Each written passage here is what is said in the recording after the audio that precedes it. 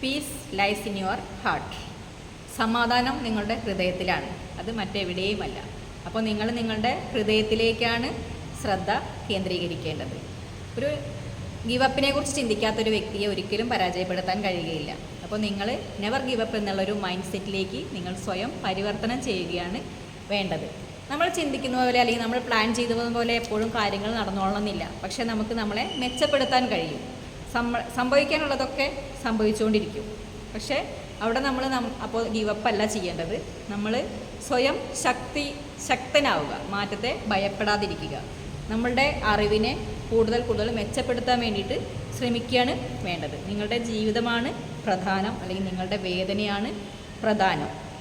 നമ്മൾ ഒരുപാട് പ്രതീക്ഷിക്കുകയല്ല വേണ്ടത്.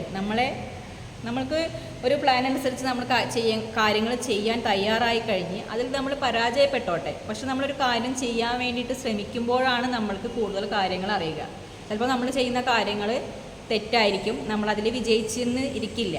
പക്ഷേ നമുക്ക് അതിൽ നിന്ന് ഒരുപാട് പാഠങ്ങൾ പഠിക്കാനും സ്വയം മെച്ചപ്പെടുത്താനും കഴിയും. ഒന്നും ചെയ്യാതിരിക്കുന്നതിനെക്കാട്ടി എത്രയോ നല്ലതാണ് നമ്മൾ എന്തെങ്കിലുമൊക്കെ ചെയ്യുന്നത്.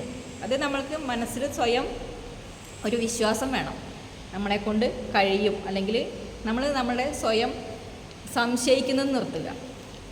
എന്തെങ്കിലും ഒന്ന് ചെയ്ത് നടന്നില്ല എങ്കിൽ അവിടെ നമ്മൾ നമ്മളെ സ്വയം കുറ്റപ്പെടുത്തുകയല്ല വേണ്ടത്. നമ്മളെന്തെങ്കിലുമൊക്കെ ചെയ്യാൻ വേണ്ടി ശ്രമിച്ചു, അത് നടന്നില്ല എന്നിട്ടുണ്ടെങ്കിൽ നമ്മളെന്താ വേണ്ടത്? പുതിയ രീതികൾ, നമ്മൾ ചെയ്ത രീതി തെറ്റായതുകൊണ്ടായിരിക്കും നമ്മൾ ഉദ്ദേശിച്ച സംഭവം നടക്കാതിരുന്നത്. അപ്പോൾ നമ്മൾ ആ രീതി മാറ്റി വേറെ പുതിയ മെച്ചപ്പെട്ട രീതികൾ ചെയ്ത് പ്രവർത്തിപ്പിക്കുക. അതല്ലാതെ നമ്മൾ അവിടെ ഇരുന്നുകൊണ്ട് പരാതി പറയുകയല്ല, അല്ലെങ്കിൽ സ്വയം ശപിക്കുകയോ സ്വയം കുറ്റപ്പെടുത്തുകയോ അല്ല വേണ്ടത്.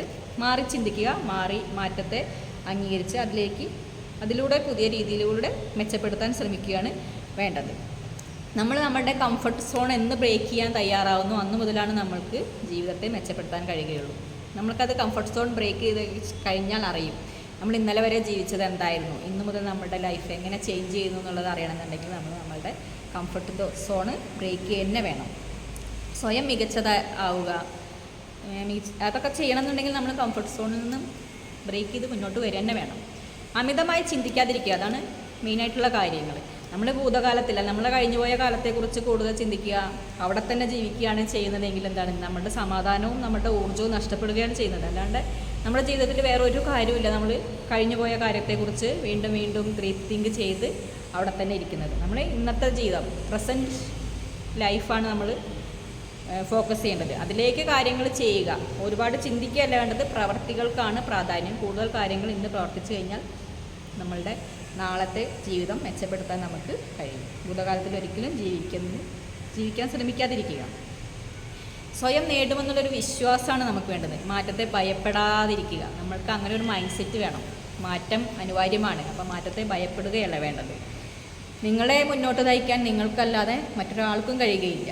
അപ്പോൾ നമ്മളുടെ സ്വന്തം ചുമതല നമ്മൾ സ്വയം ഏറ്റെടുത്ത് നമ്മുടെ ജീവിതത്തെ മെച്ചപ്പെടുത്താൻ നമ്മൾ ശ്രമിക്കുക. അല്ലാതെ തോൽവി സംഭവിച്ചു എന്ന് കഴിഞ്ഞ് തോൽവിയെക്കുറിച്ച് അവിടെ തന്നെ ഇരുന്ന് കുറ്റം പറയാതെ, സ്വയം കുറ്റപ്പെടുത്താതെ തോൽവിയിൽ നിന്നും വിജയത്തിലേക്ക് വരാൻ ശ്രമിക്കുക.